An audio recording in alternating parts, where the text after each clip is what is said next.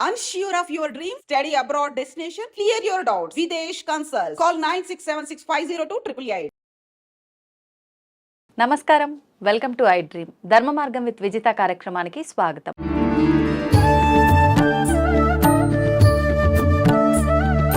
ప్రస్తుతం మనతో పాటు ఉన్నారు వేద పండితులు పవన్ కుమార్ శర్మ గారు. ఇప్పుడు వారితో మాట్లాడి మరిన్ని విషయాలు తెలుసుకునే ప్రయత్నం చేద్దాం. నమస్తే అండి. నమస్తే. ప్రస్తుతం మనం ఉన్నది క్రోధి నామ సంవత్సరం. నెక్స్ట్ మనం విశ్వవసునామ సంవత్సరంలో అడుగు పెట్టబోతున్నాం. ఎలా ఉండబోతోంది శ్రీ విశ్వవసునామ సంవత్సరం అంతా కూడా?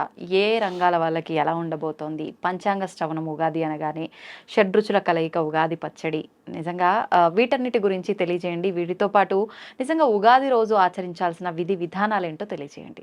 శ్రీ మహాగణాధిపతయే నమః. ఉగాది అనేటటువంటిది మనకి తెలుగువారికి వచ్చేటటువంటిది మొట్టమొదటి పండుగ. అవునండి.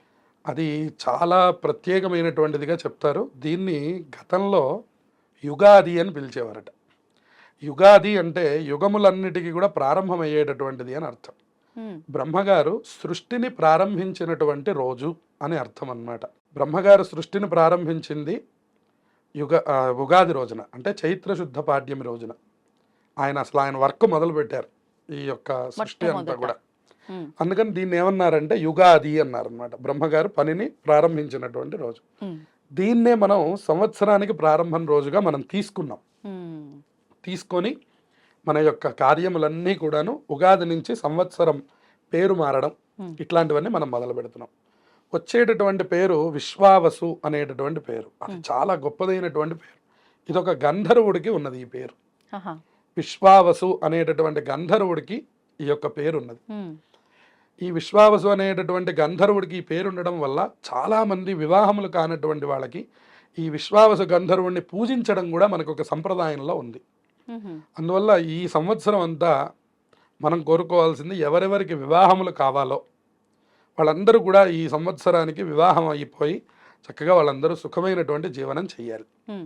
ఇది చాలా గొప్ప పేరు కలిగినటువంటి సంవత్సరం. ఇక ఇందులో మనం ఆచరించవలసిన విధి విధానాల గురించి మాట్లాడుకుంటే, ఉదయాన్నే మనం ఏ పండగ అయినప్పటికీ మనకి సనాతన ధర్మం చెప్పడం బ్రాహ్మీ ముహూర్తంలో నిద్రలేవడం. ఎందువలన అంటే సూర్యోదయానికి తర్వాత నిద్రలేచినటువంటి వారికి, సూర్యోదయాత్ పూర్వమే నిద్రలేచినటువంటి వారికి ఉన్నటువంటి వ్యత్యాసాన్ని మనం ఏ శాస్త్రము మనకి చెప్పక్కర్లేదు, సహజంగా మనం అందరిలో గమనించవచ్చు.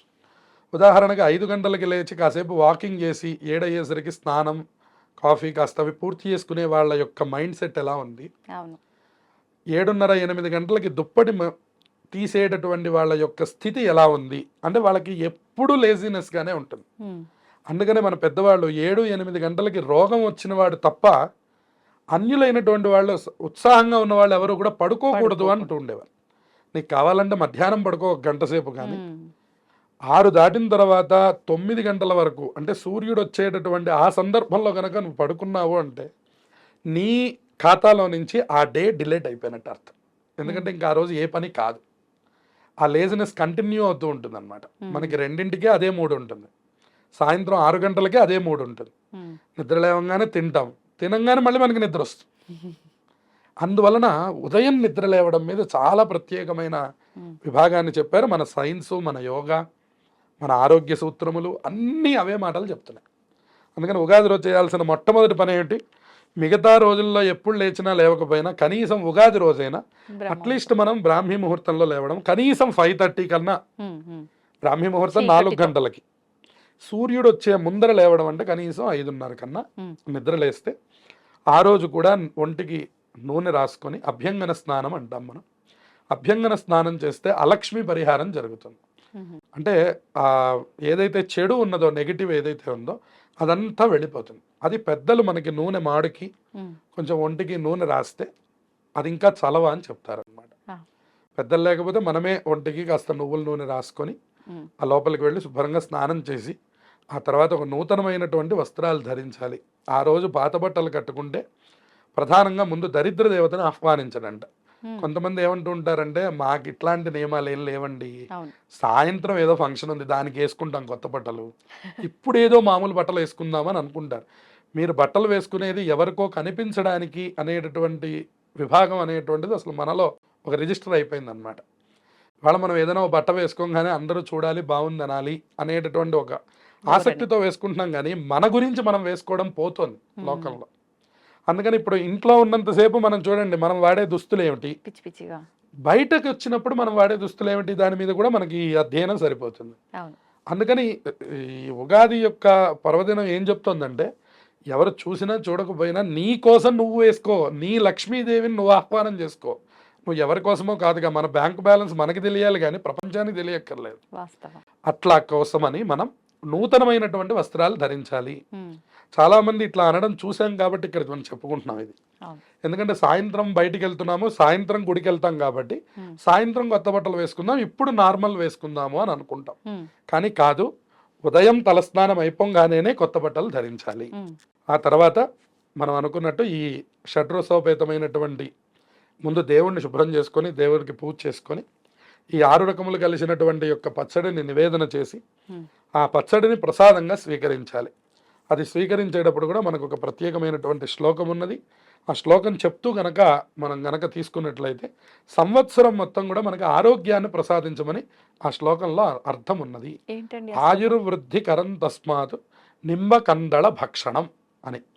ఇది ఆయుష్ని వృద్ధి చేస్తుంది అన్నమాట, తేజస్సును వృద్ధి చేస్తుంది. ఈ 6 రకములు కూడా మనకి లోపల ఉన్నటువంటి 6 గుణములకు సంకేతం. ఈ 6 గుణములు కూడా మనకి ఎప్పుడెప్పుడు ఎంతెంత కావాలో అంతంత కావాలి. ఇవాళ మనకి ఏ గుణం లేకపోయినా మనం ఫెయిల్ అయిపోయినట్లే. మనకు కాస్త కోపం లేకపోతే ప్రయోజనం లేదు, మనకు అసలు శాంతం అనేటువంటిది లేకపోయినా ప్రయోజనం లేదు. అన్ని రకములు మనుష్యుడికి అవసరం. అది గుర్తు చేయడమే ఈ షడ్రసోపేతమైనటువంటి ప్రసాదం మొట్టమొదట తీసుకోవడం. ఆ తర్వాత మనం దేవతార్చన చేసుకొని మామూలుగా దేవుడికి పూజ, ఆ రోజు ఎవరికి ఏది చేతనైతే ఆ పిండి వంటలు తీసుకోవడం.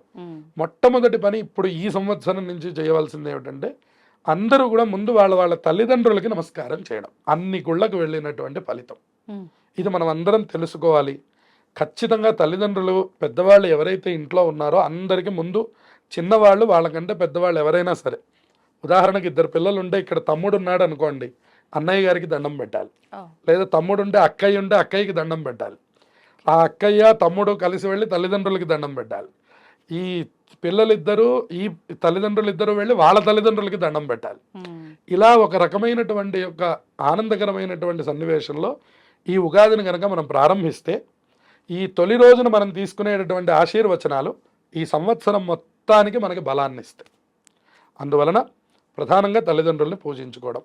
ఆ తర్వాత మన కులదేవత ఆరాధన ఏమిటి అంటే, మనం ఏ దేవుణ్ణి నిత్యంగా పూజిస్తున్నాము.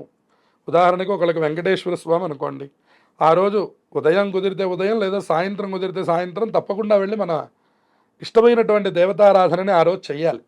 ఆ దేవతల యొక్క ఆశీర్వచనం కూడా మనం తీసుకోవాలి. ఒకళ్ళకి శివాలయం అంటే చాలా ఇష్టం అనుకోండి, శివాలయానికి వెళ్ళాలి.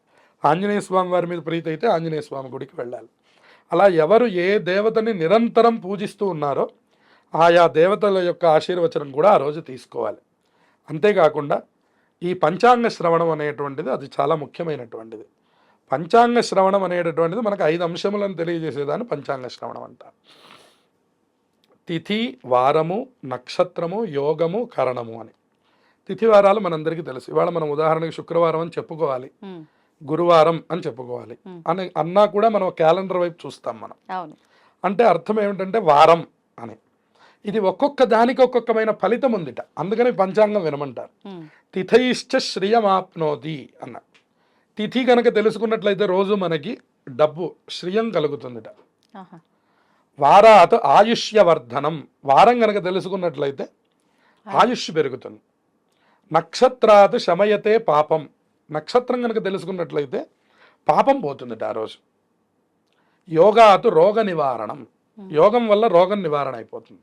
కరణాత్ కార్యసిద్ధించ పంచాంగం ఇది లక్షణం అని చెప్పాడు. ఈ కరణం కనుక తెలుసుకున్నట్లయితే ఆ రోజు కార్యసిద్ధి కలుగుతుంది. మనకి పనున్నా లేకపోయినా ఇవాళ బోల్డ్ అన్ని యాప్స్ వచ్చాయి మనకి. కనీసం దాంట్లో ఈ 5 ఏంటి, ఓహో ఇవాళ గురువారం, ఓహో ఇవాళ పాడ్యమి తిథి, ఇవాళ ఆశ్లేష నక్షత్రం, ఇలా ఇవన్నీ చూసుకున్నా కూడా ఉత్తమమైన ఫలితాలు వస్తాయట. అందువల్ల చాలామందికి ఇది కుదరదని కనీసం ఉగాది రోజైనా ఇది వినండి అయ్యా మొదటి రోజు, తర్వాత సంగతి తర్వాత. ఎట్లా అయితే మనం మొదటి రోజున అన్నీ బాగా చేస్తాం, పెళ్లి రోజున అత్యంత ప్రేమగా ఉంటాం, తర్వాత సంగతి తర్వాత.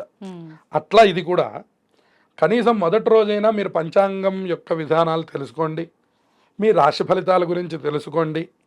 అలాగే ఈ సంవత్సరంలో ఏదైనా ఒక మార్పుని తప్పకుండా స్వీకరించండి ఆ రోజు.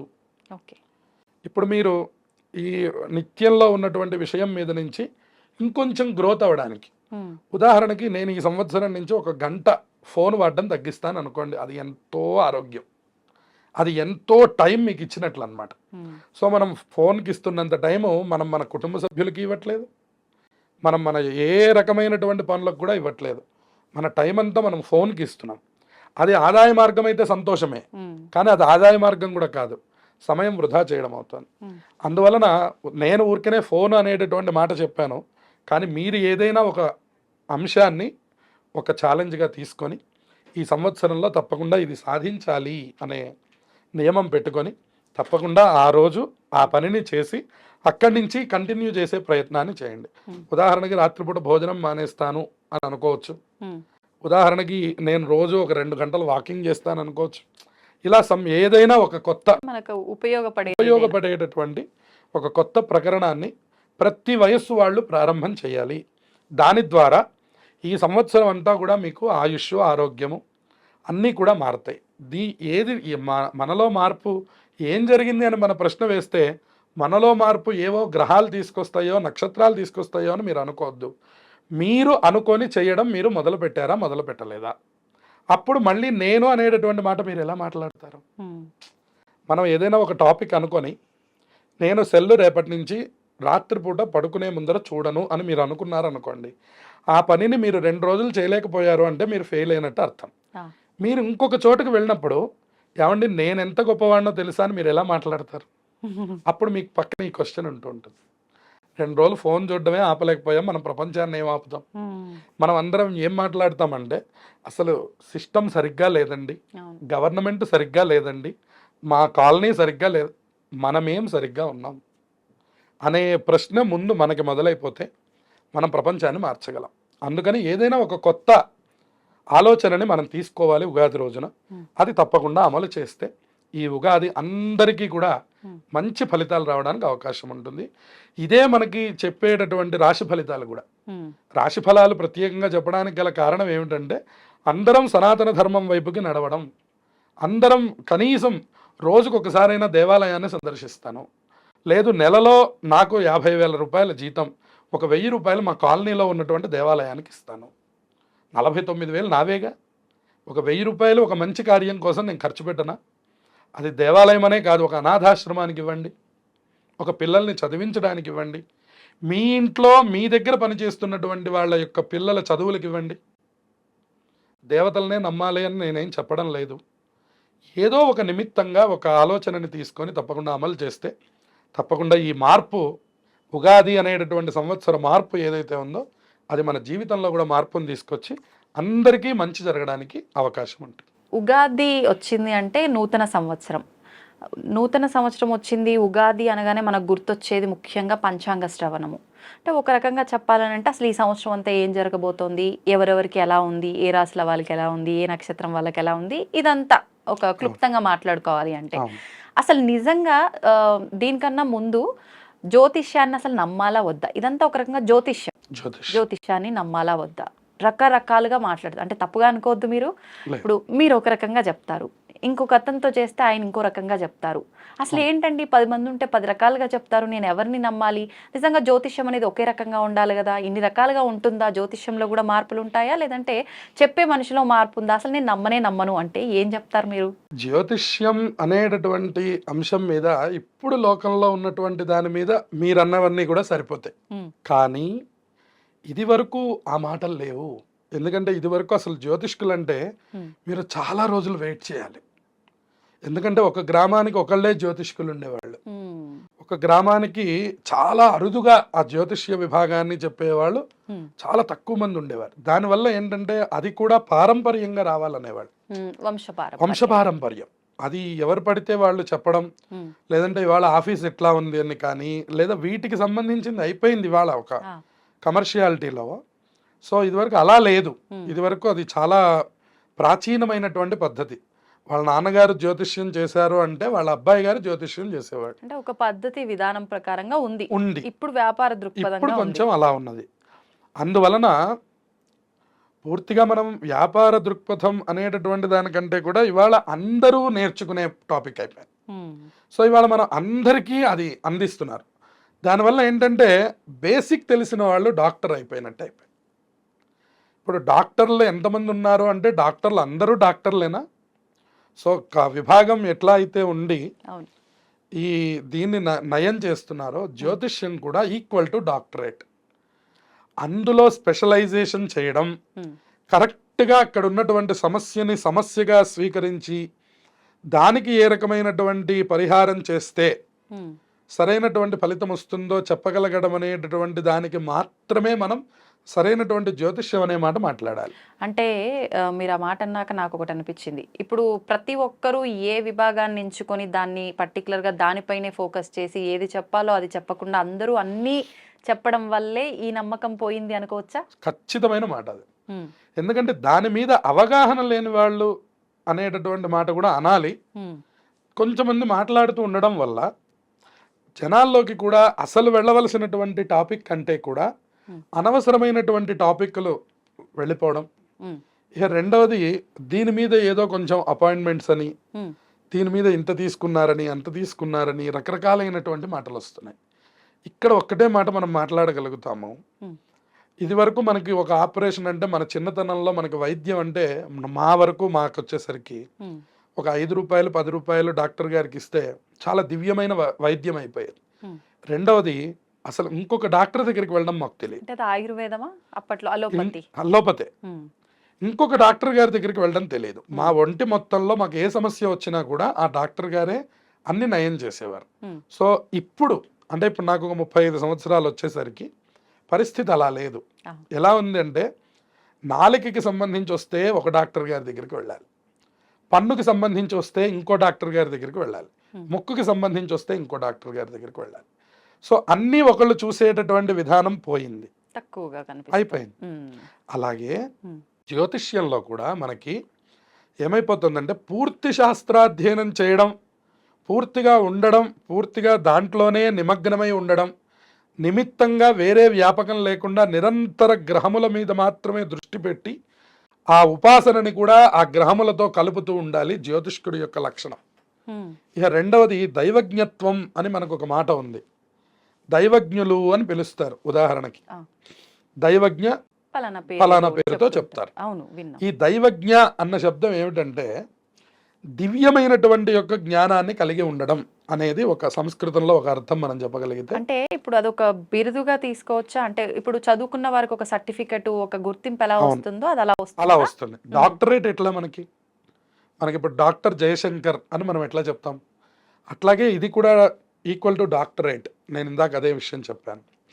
డాక్టరేట్ ఎట్లాంటిదో మనకి జ్యోతిష్యంలో కూడా దైవజ్ఞత్వం అట్లాంటిది. ఈ దైవజ్ఞత్వాన్ని సంపాదించిన వాళ్ళకి మాత్రమే పైన ఉన్నటువంటి గ్రహ సంచారం మొత్తం ఎలా జరుగుతోంది అనే అంశాలు ఎప్పుడు వాళ్ళ బుర్ర కూడా అట్లా పైన తిరుగుతూ ఉండాలి. తప్పుగా అనుకోకూడదు. ఇవాళ రేపు ఈ గుర్తింపులు అనేది డబ్బులుంటే వచ్చేస్తున్నాయి కదా, నిజంగా జ్ఞానంతోటే అందరికీ వస్తున్నాయి అనుకోవడానికి కూడా లేదు కదా. అంటే ఏది నమ్మలేకపోతున్నాం కదా. అంటే అలా లేరు అని కూడా మనం అనడానికి మనకేమీ అవకాశం లేదు. ఎందుకంటే మన చుట్టూ ఉన్న ప్రపంచం చాలా చిన్నది, మనం చూడని ప్రపంచం చాలా పెద్దది. సో అందువల్ల ఉన్నారు, ఖచ్చితంగా దైవజ్ఞులైనటువంటి వాళ్ళు ఉన్నారు కాబట్టే మనకి ఇంకా సరిగ్గా గ్రహణాలు ఎక్కడ జరుగుతున్నాయి, సరిగ్గా మనకి ఈ తిథి ఎప్పుడు వస్తుంది, సరిగ్గా మనం వినాయక చవితి ఎప్పుడు వస్తుంది, సరిగ్గా వర్ష ఋతువు ఎప్పుడు వస్తుంది, అన్ని విషయాలు మనకి పంచాంగంలో ఉన్నటువంటివి 60 జరగకపోయినా 40 జరుగుతున్నా కూడా ఇంకా దైవజ్ఞులు మనకి ఉన్నట్లే కదా. అందువలన దైవజ్ఞులు అనేటటువంటి వాళ్ళు ఉన్నారు. ఎంతమంది ఇలా తెర మీదకి వచ్చి మాట్లాడుతున్నారు అనేది మనం అనుకోవాల్సినటువంటి అంశం. ఎందుకంటే సరిగ్గా చదువుకున్న వాళ్ళు ఎవరు బయటకు వచ్చి మాట్లాడట్లేదు, బయటకు వచ్చి మాట్లాడుతున్న వాళ్ళు ఎవరు కూడా చదువుకున్నవారు కాదు. ఇది ఒక్కటే విషయం. ఎలా గుర్తించవచ్చు అంటారు సామాన్య ప్రజలు? ఇది రాళ్లల్లో సాలగ్రామాలని తీయడం లాంటిది. ఇది చాలా కష్టమైన ప్రక్రియ. ఖచ్చితంగా ఈయన చదువుకున్నాడు అనడానికి ఇది చాలా అవసరం, కానీ ఇది చాలా దుర్లభం. ఇది ఎవరికి దొరకదు. ఇది ఒక రాళ్లల్లో మీరు ఒక రాళ్ల గుట్ట పోసి దాంట్లో నుంచి పూజార్హమైనటువంటి రాళ్ళు రాయిని అంటే వెతకండి. సాలగ్రామం అంటాం మనం. సాలగ్రామాల్ని తీయండి అనడం ఎట్లాంటిదో ఈ సభ్య సమాజంలో చదువుకున్నటువంటి ఒక జ్యోతిష్కుడిని తీయండి అనడం కూడా అంతే కష్టం. అది ఎవరైనా తీయలేం. చాలా మంది నర్మదా నదికి వెళ్ళారు మొన్న పుష్కరాలకి, నాతో చెప్పారు, ఏమండి నర్మద బాణాలు ఎక్కడ దొరుకుతాయి, మేము చాలా వెతికాం, మాకు ఎక్కడ దొరకలేదు అన్నారు. అట్లాగే సరైనటువంటి జ్యోతిష్కుడు కూడా మనకి ఎక్కడ దొరకడు. అది చాలా అరుదు. లేరు అని చెప్పడానికి మనకు అవకాశం లేదు. ఇంకా ఉన్నారు, అందరూ ఉన్నారు. అందరిలో చిన్నవాడిని నేను. కానీ చాలా మంది పెద్దలు ఇంకా దీని మీద ఉపాసన చేసి పారంపర్యగతంగా ఉన్నటువంటి ఆ జ్యోతిష్యాన్ని వృద్ధి చేస్తున్నారు. కాబట్టి అసలు 10 టాపిక్స్ లో 2-3 అన్నా కరెక్ట్ అని అనిపిస్తున్నాయి. అసలు ఏంటండి జ్యోతిష్యం అంటే ఏంటి? ఇప్పుడు జ్యోతిష్యం అనగానే చెయ్యి చూపించానా, నాకు 4 మాటలు చెప్పారా, అది జ్యోతిష్యం. లేదు నా పేరు చెప్పానా, దానికి తగ్గట్టుగా 4 మాటలు చెప్పారా, జ్యోతిష్యం. ఇది ఇప్పుడు ఉన్న పోకట్. అసలు ఏంటి జ్యోతిష్యం? జ్యోతిష్యం అనేటటువంటిది వేదంలో అంగమైనటువంటి ఒక శాస్త్రం. జ్యోతిష్యం అనేటటువంటి దానికి ఒక శాస్త్రము అని పేరు. శాస్త్రం అనేటటువంటిది మనకి 6 అంగములు ఉన్నాయి వేదములకు అని మనకి పురాణం చెప్తున్నది. షడంగాలు అంటారు వీటిని. షడంగాలు 6 అంగములుగా మనకి ఉన్నది. అందులో ఒకటి జ్యోతిష్య శాస్త్రం. ఈ జ్యోతిష్యము అన్నదానికి అర్థం ఏమిటి అంటే ఇది సూర్యుడి యొక్క మండలం నుంచి మనం చెప్పేటటువంటి శాస్త్రం. దాన్నే మనం సౌరమానం అంటాం, లేదు చాంద్రమానం అంటాం, లేదా బారుహస్పత్యమానం అంటాం. ఈ 3 ద్వారానే లోకమంతా జరుగుతుంది. ఉదాహరణకు మనకి తెలుగు వైపు ఉన్నటువంటి వాళ్ళందరం కూడా చాంద్రమానం అని చెప్తూ ఉంటాం. దక్షిణాది వైపు ఉన్నటువంటి వాళ్ళందరూ కూడా గుజరాత్, తమిళనాడు, వీళ్ళందరూ కూడా సౌరమానం అంటారనమాట. వాళ్ళు సూర్యుడు ఏ రాశిలో ఉంటే ఆ మాసం అంటారు. ఉదాహరణకి ఇప్పుడు ప్రస్తుతానికి కుంభరాశిలో ఉన్నాడు అంటే ఇది కుంభమాసం అంటారు వాళ్ళు. దాన్నే మనం కుంభమేళ అంటున్నాం. ఇప్పుడు అటు కూడా అంతే, నార్త్ వైపు. అలాగే గుజరాత్ వైపు కూడా ఈ సౌర ఉపాసన అనేటటువంటిది చాలా ప్రత్యేకంగా ఉంది. ఇంకా మేము కొన్ని ప్రదేశాలు తిరిగినప్పుడు మా ప్రత్యక్ష అనుభవం, ఏ రోజు సూర్యోదయం కాకపోతే అక్కడ ఉన్నటువంటి వాళ్ళు ఆ రోజు భోజనం చేయరు. సహజంగా భోజనం చేయరు. సాధ్యమా సూర్యోదయం కాకుండా ఉండడం? కొన్ని చోట్ల ఉన్నది అది. అంటే ఇప్పుడు మనకి ఉదాహరణకి బాగా చలికాలం ఉందనుకోండి, ఒక్కోసారి మనకి సూర్యుడు వచ్చాడు వెళ్ళాడు కానీ మనకేం కనపడదు, మనకు కనిపించదు, జరిగేది జరుగుతుంది. కానీ వాళ్ళు అలా కాదు. వాళ్ళ ప్రత్యక్ష భగవానుడు సూర్యకిరణములు గనక వాళ్ళ ఇంటి మీద పడకపోతే ఆ రోజు ఉపవాసం అంటారు వాళ్ళు. అట్లా ఉన్నటువంటి కుగ్రామాల్లో గుజరాత్ ప్రాంతంలో అలా ఉన్నటువంటి ప్రదేశాలు కూడా మేము చూసాం. సౌర ఉపాసన అంటే సూర్యుడి యొక్క ఉపాసన అంటే అంత గొప్పగా చేస్తున్నారు వాళ్ళు అని. ఇంకా మనం ఇంకా బాగా చేయట్లేదని అర్థం అన్నమాట. సూర్యుడితో మనకు సంబంధం ఏం లేదు. 3 లేదా 4 పూటలు కూడా వెళ్ళిపోతుంది, అది వేరే విషయం. అందువలన సూర్య ఉపాసన చేసేవాళ్ళు మాత్రం ఆ రోజు భోజనం చేయట్లేదు. అంత గొప్పగా సూర్య ఉపాసన చేసేవాళ్ళు ఉన్నారు. ఈ జ్యోతిష్యమునకు అసలు అర్థం ఏమిటి అంటే సూర్య సంబంధమైనటువంటిది. జ్యోతిహి అంటే కళ్ళు అని అర్థం. ఆ కళ్ళు చూడగలిగినటువంటివి ఏవైతే ఉన్నాయో అది ఎవరి కళ్ళతో చూడాలి అంటే పరమాత్మ యొక్క దృష్టితో చూడాలి వీడు. అందుకనే దైవజ్ఞ అంటే అర్థం చెప్పేవారు. దైవజ్ఞత్వం రావడం అంటే వీళ్ళకి దివ్యమైనటువంటి శక్తి రావాలి, అంతేగాని ప్యాంటు షర్టోనో లేదా ఇంకోటి వేసుకోనో ఇట్లా కూర్చోగానే ఇట్లా వచ్చే టాపిక్ కాదు అది అని మనం అనుకుంటాం. కానీ అక్కడ ఏ రిజల్ట్ మనకు కనపడదు. ఒక బ్రాహ్మడి దగ్గరికి వెళ్తేనే కొంతమందికి రిజల్ట్ కనపడుతుంది అని అనుకోండి కాసేపటికి. ఎందుకు కనపడుతోంది అంటే ఇక్కడ కేవలం శాస్త్రమే కాదు, కొంత తపస్సు, కొంత బలం కూడా ఉండాలి వాళ్ళకి. వాళ్ళు ఏదో ఒక దేవతా ఉపాసనని బాగా చేయగలగాలి, అప్పుడే ఇది బాగా ఫలిస్తుంది. అందువలన ఈ ఉపాసనని పెద్దలు ఆచరించేవారు. ఈ దైవజ్ఞులైనటువంటి వాళ్ళు ఆచరించి ఆ ఉపాసనతో కూడినటువంటి యొక్క జ్యోతిష్యమును లోకానికి అందించేవారు. ఇప్పుడు అది మనకి కొంచెం కరువైంది అని చెప్పాలి. అంత ఉపాసకులుగా ఉండాలి జ్యోతిష్కులందరూ కూడా, అప్పుడే మనం చెప్పే జ్యోతిష్యం అనేటటువంటిది ఫలిస్తుంది. ఇప్పుడు ఈ రాశులు ఇవన్నీ కూడా వార ఫలాలు అని చెప్పి, మాస ఫలితాలు అని చెప్పి ఇవన్నీ చెప్తూ ఉంటారు. ఒకసారి జ్యోతిష్యులే చెప్తారు ఇది వ్యక్తిగతంగా చూసుకోవాల్సింది, ఇది అందరికీ వర్తించదు అని చెప్పి. కానీ ఒకసారి మాత్రం ఈ రాశి వాళ్ళందరికీ ఇలానే ఉండబోతుంది అని చెప్పి చెప్తారు. అసలు నిజంగా ఇది అంటే ఓవరాల్గా పర్టికులర్గా ఒక రాశి వాళ్ళకి ఇలా ఉంటుంది అని చెప్పిన దాన్ని మనం నిజంగా తీసుకోవచ్చు అంటారా? ఆ ఫలితం నిజంగా మనపై ఉంటుందంటారా? ఎలా తీసుకోవచ్చు దీన్ని? ఇది ఖచ్చితంగా ఉంటుంది ఫలితం. కాకపోతే ఇది చాలా కొద్ది మందికి మాత్రమే ప్రభావం చూపిస్తుంది. మిగిలినటువంటి యొక్క వాళ్ళు మనకి రాలేదు కదా అని చెప్పని మనకి ఫలితం లేదని. ఉదాహరణకి ఇక్కడ మళ్ళీ మనం కరోనా వైరస్ గురించి మాట్లాడతాం. కరోనా వైరస్ ఇప్పుడు వచ్చింది లోకంలో ఉందనుకోండి, కరోనా వైరస్ మనకు వస్తే లోకంలో కరోనా వైరస్ వచ్చినట్ట, లేకపోతే కాదా? అది వచ్చింది జాగ్రత్త పడండి అని చెప్పడం ఎటువంటిదో, ఈ మాసఫలములు చెప్పేటటువంటి వాళ్ళు వాళ్ళ నోటితో చెప్పినటువంటి మాటలు కూడా జాగ్రత్తలు. Okay okay. అలా స్వీకరించండి. మీకు జరగలేదనుకోండి, మంచిదే కదా, మనకి ఏ చెడు జరగలేదు, భగవంతుడు మన యందు ఉన్నాడు. ఒకవేళ అది జరిగింది, ఓహో ఆయన చెప్పిన జాగ్రత్తను చేస్తాం. సో దానివల్ల వచ్చినటువంటి యొక్క ఇబ్బంది లేదు. ఇక్కడ మనం ఆ చెప్పిన ఆయన్ని తప్పనో విన్న వాళ్ళ తప్పనో మనం చెప్పే చెప్పలేం. విధానం కూడా అంటే మనం ఏదైనా మాట్లాడేటప్పుడు వ్యక్తిగతంగానే చూసుకోవాలి. అవును. అంటే మన పుట్టిన date of birth, time of, place అన్ని పట్టి. అవును. కానీ ప్రస్తుతం అందరూ పాటించేది మాత్రం పేరులో మొదటి అక్షరం ఏది ఉందో దానికి సంబంధించిన రాశి ఏది వస్తుందో దాని ప్రకారంగా పాటించే వాళ్ళే ఎక్కువ ఉన్నారు. ఇక్కడ ఫలితాన్ని ఎంత పర్సెంట్ వాళ్ళకి కరెక్ట్గా అవుతుందని తీసుకోవచ్చు అంటారు?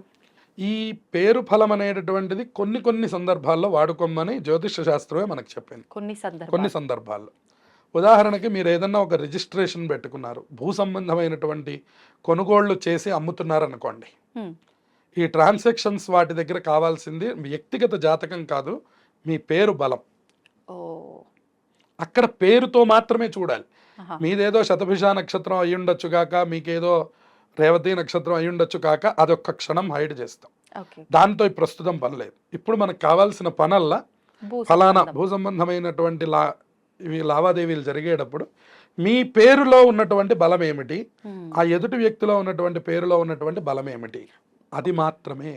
మళ్ళీ పేరు కూడా నక్షత్ర ప్రకారంగానే పెట్టమని అంటారు. అవును. అలా పెట్టిన పేరు మాత్రమే వర్తిస్తుందా? మనకు నచ్చిన పేరు ఎట్లా అంటే అట్లా పెట్టేసుకుంటున్నాం ఇప్పుడు జనరేషన్ తగ్గట్టుగా. అదైనా పర్వాలేదు, ఏదైనా పెట్టుకోవచ్చు. కాకపోతే ఇప్పుడు ఈ నక్షత్రం ప్రకారం పెట్టమనడం వెనక ఆంతర్యం ఏమిటంటే, ఒకవేళ మీరు భవిష్యత్తులో జాతకం ఏదండి అంటే చాలా మంది పైకి చూసేవాళ్ళు ఉన్నారు. జాతకం ఏదండి అంటే ఏమోనండి మా తల్లిదండ్రులు రాయలేదండి, అసలు ఎప్పుడు పుట్టానో కూడా తెలియదండి అనేవాళ్ళు ఉన్నారు కొంతమంది. ఒక 20-25 సంవత్సరాల క్రితం ఇంత విజ్ఞానం లేదు. కాబట్టి అటువంటి స్థితి మళ్ళీ కలుగుతుందేమో, ఎందుకంటే ప్రపంచం ఇంత వేగంగా పరిగెడుతోంది. ఇంకా ఇప్పుడు మనం అనుకున్నట్టే అదేమన్నా ట్రాష్ అనుకుని వాళ్ళు వదిలేస్తారేమో. కనీసం ఫలానా పేరు చెప్పగలిగితే, ఓహో ఈ పేరు ఈ నక్షత్రం కదా, ఈ నక్షత్రం తాలూకు మనం చూసినప్పుడు ఈ వ్యక్తికి ఆ వ్యక్తికి సరిపోతుంది అని మాత్రమే పెట్టమని చెప్తున్నారు. కానీ ఇప్పుడు ఈ పేరుతో మీరు చెప్పినట్టుగా కొన్ని సందర్భాలు అన్నారు కదా, పేరు బలం ఇంకా భూ సంబంధిత కాకుండా ఇంకా ఎటువంటి సందర్భాల్లో చూడండి? కొన్ని వర్ణముల వారికి వివాహ సందర్భంలో కూడా పేరు బలాన్నే ప్రధానంగా చూస్తారు. అది కొందరికి చెప్పి ఉన్నారు, కొందరికి జ్యోతిష్యంలోకి ప్రవేశించరు. అది దైవజ్ఞుడి దగ్గర ఉంటుంది. ఆ లిమిట్స్ అన్ని వాళ్ళకి తెలుస్తాయి. ఎవరికి ఎక్కడ ఎలా చూసి ఎలా చెప్పాలి అనేటటువంటి ఫండమెంటల్స్ అన్ని వాళ్ళకి తెలుసుంటాయి. సో వాళ్ళు ఏం చేస్తారంటే ఆయా సందర్భం వచ్చినప్పుడు, ఇప్పుడు మనం కూడా చూస్తూనే ఉంటాం కదా, ఉదాహరణకి ఫలానా రాజు ఫలానా ఇంకొక అమ్మాయి వివాహం జరగాలి అంటే పేరులో బలం బాలేదు కాబట్టి ఫలానా నీలవేణి అనే పేరుని కృష్ణవేణిగా మార్చండి. ఇని మార్చి వివాహాలు చేసినవి వాళ్ళందరూ చక్కగా జీవనాలు చేసినవి మీరు ఎంతమందిని చూసుంటారు? కానీ కరెక్టే అంటారా ఇలా మార్చే విధానం? ఖచ్చితంగా. మరి ఇప్పుడు ఇవాళ మనం 5,000 రూపాయలు అపాయింట్మెంట్ ఇచ్చి ప్రత్యేకంగా ఈ పేరు మార్చే వాళ్ళ దగ్గరికి వెళ్ళి మార్చుకోవట్లేదా? అది చాలా గొప్ప అయినప్పుడు ఇది ఎందుకు గొప్ప కాదు? మరి ఇప్పుడు అందరం వెళుతూనే ఉన్నామా? ఇవాళ పవన్ కళ్యాణ్ అనే పేరు ఏదో సరిపోలేదని ఇంకో 2 ఎన్నులు యాడ్ చేస్తున్నామా? పవన్ కళ్యాణ్ అనగానే కళ్యాణ్ పక్కన ఇంకో 2 ఎన్నులు, లేదా పవన్ పక్కన ఇంకో 2 పీలు ఏవో యాడ్ చేస్తున్నారు. ఇది ఎలా సాధ్యం అవుతుంది అని అడిగిన దీని గురించి ఎవరు మనం మాట్లాడలేదు. అసలు పేరు మార్చడం అనేటటువంటి దాని గురించి అని అక్కడ ఉన్నటువంటి యొక్క జంతువుని బట్టి దాన్ని యోని కూటమి అని పిలుస్తారు మనకి. ఆ జంతువు గనక శత్రువుగా ఉన్నట్లయితే గనక దాన్ని మార్చడం కోసమని ఇంకొక పేరు ఏదైనా పెట్టి మిత్రత్వాన్ని తీసుకొచ్చి వివాహం చేసేవాడు. జాతకంలో ప్రకారంగా ఉన్న జంతువు గణం ఏదైతే జాతకం కాదు, ఇది కేవలం పేరుతోనే. ఈ పేరు ఉన్నటువంటి యొక్క పేరుతో ఉన్నటువంటి నక్షత్రం సూచించేటటువంటి జంతువు గనక ఈ వచ్చినటువంటి వరుడికి విరోధమైతే, ఉదాహరణకి మనకి ఒక పిల్లి ఎలుక వచ్చాయనుకోండి, పిల్లి ఎలుకలకి మనం వివాహం చేయకూడదు. పిల్లి ఎలుక ఇవి ఎప్పుడు కొట్టుకునేవి, సహజ శత్రుత్వం, వీటికి ఎప్పుడు చేయకూడదు. పులి మేక పిల్లి ఎలుక ఇవన్నీ మనకు తెలుసు. జనరల్ గా ఎలాంటి వాటికి కుదురుతుంది? ఇంకా ఈ 2 కాకుండా మనకి ఏదైనా, ఇప్పుడు ఉదాహరణకు ఒక గుర్రం ఒక పులి ఉందనుకోండి, వాటిల్లో శత్రుత్వం ఏముంటుంది? గుర్రానికి పులికి శత్రుత్వం లేదు. కాస్త వీళ్ళు ఎగబడుతుంటారు, కాస్త వాళ్ళు ఎగబడుతుంటారు, ఏం ప్రయోజనం ఏం లేదు. మిత్రత్వము ఉండదు, అంత శత్రుత్వం శత్రుత్వం ఉండదు. ఉండదు, అది సహజత్వం ఉంటుంది. ఓకే. దాంట్లో మనం వివాహం అలా చేయడానికి చేస్తారు. ఇబ్బంది లేదు. తప్పించి ఇది ఖచ్చితంగా ఇట్లాగే చేయాలి అనేటటువంటి నిమిత్తం లేదు. ఎప్పుడైనా ఇటువంటి శత్రుత్వం వచ్చినప్పుడు పూర్వకాలంలో ఏం చేసేవారంటే, అమ్మ కొంచెం పేరు మార్చండి, ఫలానా రామలక్ష్మి అని ఉన్న పేరుని ఇంకొక ఏదో ఇంకో లక్ష్మిని మార్చమని చెప్పేవారు. చెప్పి ఆ వివాహం జరిపించేవారు. మీరు ఇప్పుడు కొన్ని వందల మందిని చూడవచ్చు అటువంటి వాళ్ళు మనకి ఈ తెలంగాణ ప్రాంతంలో చాలా మంది ఉన్నారు. అలా జరిగినాయి. చక్కగా మనవాళ్ళు మనవరాళ్ళ దాకా వచ్చిన వాళ్ళు ఉన్నారు. ఇప్పటికి కూడా మా దగ్గరికి వచ్చి గోత్రనామాలు చెప్పేప్పుడు, నా అసలు పేరు ఫలానా అండి, పెళ్లితో నాకు మార్చి ఈ పేరు పెట్టారు, ఈ పేరు ఆ పేరు రెండు చదవండి అనేవాళ్ళు ఉన్నారు. అవును, అసలు నిజంగా వాడాల్సింది ఏ పేరుని అలా మార్చినప్పుడు మార్చిన పేరే వాడాలి, వాడాలి అంతే.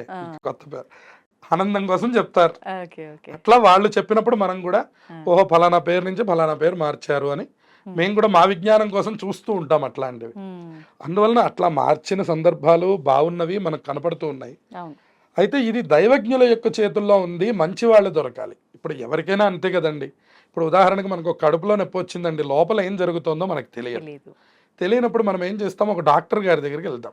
ఆయన వెంటనే ఆపరేషన్ అన్నాడు అనుకోండి, మీకు గుండెల్లో రాయి పడుతుంది, పక్క వాళ్ళ దగ్గరికి వెళ్తాం, ఈయనేమిట్రా నాయన మనం వెళ్ళగానే ఆపరేషన్ అన్నాడు అని అనిపిస్తుంది. తర్వాత ఆ పక్క వాళ్ళు కూడా అదే చెప్తే అప్పుడు ఈయన్ని మనం నమ్ముతాం అన్నమాట. ఇవాళ మనం డాక్టర్ ఎట్లాగో ఈక్వల్ టు జ్యోతిష్కుడు అట్లాగే. ఈ విషయం మనం చెప్పంగానే నమ్మడం అనేటటువంటిది కుదరదు. ఇంకొక ఇద్దరు జ్యోతిష్కులు కనుక ఏమండి ఇది కొంచెం ప్రమాదమైనటువంటిది, కొద్దిగా మీరు జాగ్రత్తలు తీసుకోండి అని కనుక ఇంకో ఇద్దరు సూచిస్తే తప్పకుండా ఆయన ఆచరిస్తారు. అలాగే ఇక్కడ కూడా ప్రస్తుతం ఉన్న సమాజంలో కూడా మీరు కూడా మీ జ్యోతిష్కుల్ని తప్పకుండా సంప్రదించండితో పాటుగా ఇంకో చోట సంప్రదించైనా సెకండ్ ఒపీనియన్ ద్వారా మీరు నిర్ణయం తీసుకున్నా కూడా చదువుకున్న వాళ్ళు ఎవరు బాధపడరు దీని గురించి. సరైనటువంటి వర్తున్నటువంటి వాళ్ళు ఎవరు అయ్యో మీరు ఇంకోళ్ళ దగ్గరికి వెళ్ళారు నా దగ్గరికి రావద్దు అని కానీ ఇట్లాంటి మాటలు ఉండవు. నేనేమంటానంటే ఒక డాక్టర్ గారు వ్యాధిని నయం చేస్తాడు, ఒక జ్యోతిష్కుడు సరైనటువంటి వాడు ఆయన ఆది అనేటటువంటి దాన్ని నయం చేస్తారు. ఆది అంటే గ్రహములు మన మీద చూపించేటటువంటి దాన్ని ఆది అంటాం. మామూలుగా శరీరంలో మనకు కలిగే రుగ్మతల్ని వ్యాధి అంటాం. ఈ రెండింటినీ నయం చేయాలి అంటే అటు డాక్టర్ గారు ఒకడే ఉండాలి. ఫ్యామిలీ డాక్టర్ అంటాం కదండి, ఫ్యామిలీ ఆస్ట్రాలజర్ అంటాం ఇప్పుడు ఈ కొత్త యుగంలో. వాళ్ళు కూడా మనకి మొదటి నుంచి మన విధానం తెలిసిన వారై ఉండాలి. అప్పుడు మనకి ఇచ్చేటటువంటి సలహాలు సూచనలు కరెక్ట్గా ఉంటాయి. ఇంకొక విషయం ఇక్కడ ఏం చెప్పుకోవచ్చు అంటే, ఒకవేళ వాళ్ళు ఏదైనా విభాగంలో సరిగ్గా ఇవ్వకపోతే తత్ఫలితం కూడా వాళ్ళ మీదే ఉంటుంది. అందుకనే జ్యోతిష్యం అందరూ చెప్పేవారు కాదు. జ్యోతిష్యం చాలా కొంతమంది ఎందుకు చెప్పేవారు, వంశపారంపర్యంగానే ఉండాలి అని మనం ఎందుకు అనుకున్నాం ఇందాక అంటే, అది వాళ్ళ తల్లిదండ్రులు చేసింది అయితేనేమో ఈయన్ని రక్షిస్తూ ఉంటుంది అనమాట, లేదంటే చాలా మందికి ఇబ్బంది కలుగుతుంది. అటువంటి మనం లోకంలో చాలా మందిని చూస్తున్నాం. అందువల్ల జ్యోతిష్యం చెప్పడం కూడా ఏదో చాలా ఈజీ మనీ అనేటటువంటి దాని గురించి కాకుండా వెనకాల ఉండే ఇబ్బందుల్ని కూడా మనం గమనించాలి. ఆ ఇబ్బందుల్లో అది ఇదొకటి. అందువల్ల ఒకవేళ ఇతను కనుక కరెక్ట్గా కనుక ప్రెడిక్షన్ ఇవ్వకపోతే, కరెక్ట్గా కనుక గ్రహ సంబంధమైనటువంటి విషయాల్ని చర్చించుకోలేకపోతే తత్ప్రభావం ముందు ఇతని మీద పడి వాళ్ళ మీదకి వెళ్తుంటుంది. ఇది కూడా ఒక విభాగం ఉంది. అందుకనే అందరూ ఆ పనిని చేయకూడదు. కొత్తగా వచ్చే వాళ్ళు కూడా ఈ సూచనని తీసుకోవాలి తప్పకుండా. అందరూ కూడా తెలుసుకోవాలి. ఇది చాలా మంది తెలియదు. దానికే ఉంది, వాళ్ళ ఆస్ట్రాలజీ క్లాసెస్ ఆన్లైన్లో జరుగుతున్నాయి, ఉస్మానియా యూనివర్సిటీల్లో జరుగుతున్నాయి, పొట్టి శ్రీరాములు యూనివర్సిటీలో జరుగుతున్నాయి. ఇవాళ ఆస్ట్రాలజీ కూడా మనకు ఒక సబ్జెక్ట్ అయిపోయింది. సో అది నేర్చుకోవడం పెద్ద సమస్య కాదు. కొద్దిగా ఈ కాలం ఉన్నటువంటి 5G జనరేషన్లో అసలు అది పెద్ద విషయం కూడా కాదు. గ్రహముల యొక్క బలాలు చెప్పడం, కానీ దాని వెనకాల ఉపాసన లేకపోతే ఏం జరుగుతుందనేది మాత్రం ఎవరైనా అనుభవం ఉన్నవాళ్ళు మాత్రమే చెప్పాలి. అది అందరూ చెప్పలేరు. అందువల్ల ఇది అనుభవం, ఇది వెనకాల నుంచి ఉండాలి, ఉపాసన ఉండాలి, ఖచ్చితంగా దాని మీద నియమ నిష్టలు ఉండాలి. అప్పుడే అది ఫలిస్తుంది. ఇదేదో మనం కోటు వేసుకోనో ప్యాంటు షర్టు వేసుకోనో పెద్ద ఆఫీస్ పెట్టుకుంటేనో వర్తించేది కాదు. ఇది మనం జ్యోతిష్యం మీద బాగా తెలుసుకోవాలి. ఇది జ్యోతిష్యం అనే అంశం చాలా సనాతనమైనటువంటి ఒక పెద్ద మహాసముద్రం, వేదం కంటే కూడా పూర్వమైనది. అదొక సముద్రం లాంటిది, దాంట్లో అన్నీ దొరుకుతాయి. ఉమ్, కానీ అసలు విషయం దొరకడం అనేటువంటిది చాలా కష్టం. కష్టం. అది సరైనటువంటి వాళ్ళు మాత్రమే చేయగలిగినటువంటిది. మనం వాళ్ళని గుర్తించుకోగలిగితే మనమే అదృష్టవంతులం అవుతాం. ధన్యవాదాలండి, చాలా చక్కగా వివరించారు. శుభమస్తు.